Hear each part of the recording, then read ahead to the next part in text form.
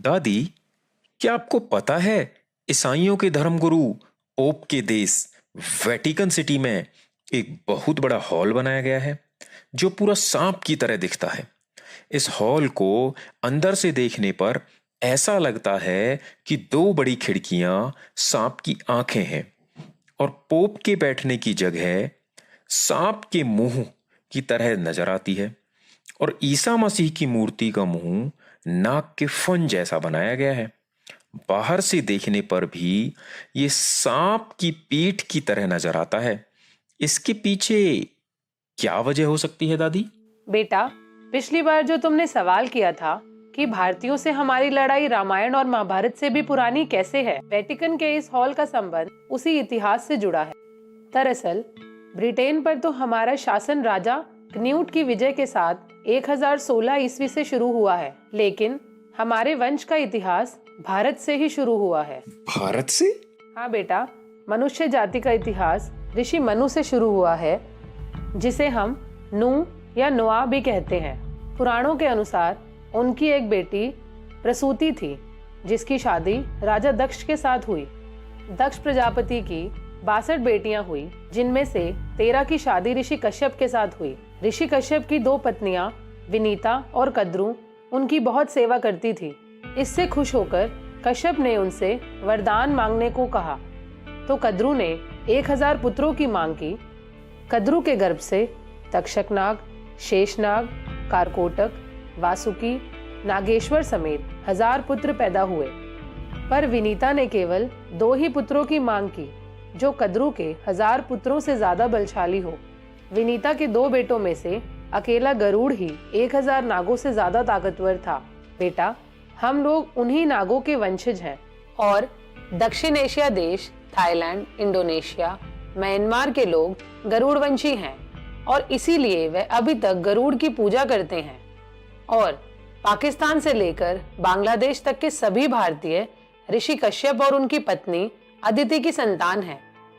इसी वंश में आगे चलकर राम, कृष्ण, महावीर, बुद्ध, नानक पैदा हुए, जबकि हमारे वंश में इब्राहिम, मूसा, ईसा मसीह पैदा हुए। इसीलिए ये हॉल नाक की तरह बनाया गया है। दादी, औरत के पेट से सांप और गरुड़ कैसे जन्म ले सकते हैं? बेटा, नागवंशी या गरुड़वंशी होने का मतलब ये नहीं कि हम सांप और वह पक्षी हैं।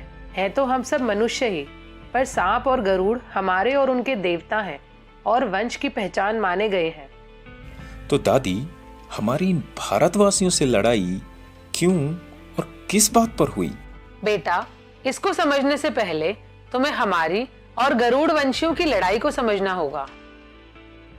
हमारी माँ कद्रू और विनीता के स्वभाव में जमीन आसमान का फर्क था। हमारी माँ छल कपट में माहिर और उनकी माँ भोली और सबका भला चाहने वाली थी। कद्रू का मानना था कि सिर्फ हमारा वंश महान है और यह पूरी धरती उसके वंशजों के भोग के लिए ही बनी है और उसके 1000 बेटे और उनकी आने वाली पीढ़ियां ही इस दुनिया पर शासन करने के लिए बनी हैं। विनीता से ईर्ष्या की वजह से माँ कद्रू ने उसे छल और कपट से गुलाम बनाने के लिए एक षड्यंत्र रचा। एक दिन कद्रू और विनीता ने दूर खड़ा एक घोड़ा देखा जो सिर से पूंछ तक पूरा सफेद था। सच्चाई जानते हुए भी कद्रू ने विनीता से कहा कि घोड़े की पूंछ काली है, पर विनीता ने मानने से मना कर दिया। तो इस बात पर कद्रू ने विनीता से शर्त लगाई कि हारने वाला जीतने वाले का गुलाम बनेगा। शर्त जीतने के लिए कद्रू के कहने पर नागों ने घोड़े की पूंछ काली कर दी। इस तरह हमारे किए गए छल और कपट से विनीता शर्त हार गई और हमारी गुलाम बनने को मजबूर हो गई। तो फिर उसके बाद क्या हुआ दादी? जब विनीता का बेटा गरुड़ बड़ा हुआ तो अपनी माँ को आज़ाद कराने हमारे पास आया, पर हमने शर्त रखी कि अगर तुम अमृत लाकर हमें दे दो तो हम तुम्हारी माँ को मुक्त कर देंगे। उसके बाद अमृत पाने के लिए गरुड़ ने अकेले ही इंद्र से युद्ध किया, अमृत हासिल कर लिया और हमें लाकर दे दिया। तो दादी, क्या सभी नाग अमृत पीकर अमर हो गए थे? नहीं बेटा, युद्ध में हारने के बाद इंद्र ने गरुड़ से कहा कि जिन नागों के लिए तुम यह अमूल्य अमृत लेकर जा रहे हो, अगर वह उनके हाथ लग गया तो वह पूरी प्रकृति का विनाश कर देंगे, क्योंकि वह भोगवादी विचारधारा में विश्वास रखते हैं। यह सुनकर गरुड़ ने इंद्र से कहा कि एक बार उन्हें मैं ये अमृत देकर अपनी माँ को आज़ाद करवा लूँ, फिर आप इस अमृत को वहाँ से उठा लेना। योजना अनुसार गरुड़ ने नागों को अमृत देते समय यह कह दिया कि तुम पवित्र होकर इसे पी सकते हो, जिसके बाद वह सब नहाने चले गए, जिससे इंद्र को अमृत चुराने का मौका मिल गया। इस वजह से गरुड़ के कारण हम अमर होते होते रह गए और तब से नाग और गरुड़ एक दूसरे के दुश्मन बन गए। हमें अमृत तो नहीं मिल पाया, पर हमारी माँ कद्रू ने हमें हर तरह का छल कपट सिखाकर इस दुनिया पर शासन करने के काबिल बनाया। इसीलिए हमारे पूरे शासन का प्रतीक कद्रू की एक आंख ही मानी जाती है। दादी, हमारी माँ कद्रू की एक ही आंख थी? नहीं बेटा, कद्रू की तो 2 ही आंखें थी। पर एक बार ऋषि कश्यप ने कुछ ब्राह्मणों को भोजन पर बुलाया तो कद्रू ने उन्हें नीचा दिखाने के लिए आंख से इशारा किया। इससे गुस्सा होकर ब्राह्मण ने कद्रू की एक आंख फोड़ दी।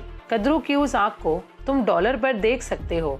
बिग बॉस और बिग ब्रदर जैसे सीरियल में भी कद्रू की एक आंख गुप्त रूप से शासन करते हुए सारे निर्णय लेती है और लोगों को वह सारे निर्णय मानने पड़ते हैं। इसी तरह से दुनिया पर शासन करने के लिए हमने गुप्त रूप से एक इल्यूमिनाटी नाम की संस्था बनाई है, जिसका प्रतीक हमने कद्रू की एक आंख को रखा है। सिर्फ इतना ही नहीं, कद्रू की इस आंख का जिक्र इस्लाम में भी किया गया है, जिसमें बताया गया है कि एक समय ऐसा भी आएगा जब दुनिया पर दज्जाल नाम का शैतान शासन करेगा, जिसकी एक आंख होगी। दादी, पुराणों की इन मिथक बातों पर कैसे यकीन किया जा सकता है? बेटा, पुराण की कहानियाँ कोई मिथक बातें नहीं, बल्कि बहुत पुराना और सच्चा इतिहास है, जिसे गलत तरीके से समझा गया है। गरुड़ और नागों की ये कहानी तुम्हें सुमेर, जिसे आज इराक कहते हैं, उसके पौराणिक इतिहास में भी मिलेगी। आने वाले समय में तुम्हें बताऊंगी कि हमारे इस छल कपट के स्वभाव की वजह से भारतवासियों के साथ साथ इराक, ईरान के लोग भी हमारे दुश्मन बन गए। पुराने समय से ही गरुड़वंशी और भारतीय एक दूसरे के मित्र रहे हैं। और बेटा, जिस तरह से हमने गरुड़वंशियों की माँ को गुलाम बनाया था, आज उसी छल कपट से भारतवासियों की भारत माँ को भी गुलाम बना लिया है।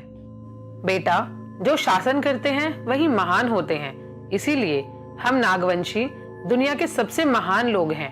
दादी, हम साफ साफ क्यों नहीं कह देते कि भारत आज भी हमारा गुलाम है? छुपकर शासन करने की जरूरत ही क्या है? नहीं बेटा, हमारी असली ताकत छल और कपट में है, सीधे सीधे लड़ने में नहीं। लेकिन गलती से भी सच सामने ना आ जाए, नहीं तो ये हमारा ठीक उसी तरह विनाश कर देंगे जिस तरह से कृष्ण ने हमारा विनाश किया था। कृष्ण ने हमारा विनाश कैसे दादी? इसके बारे में मैं तुम्हें बाद में बताऊंगी।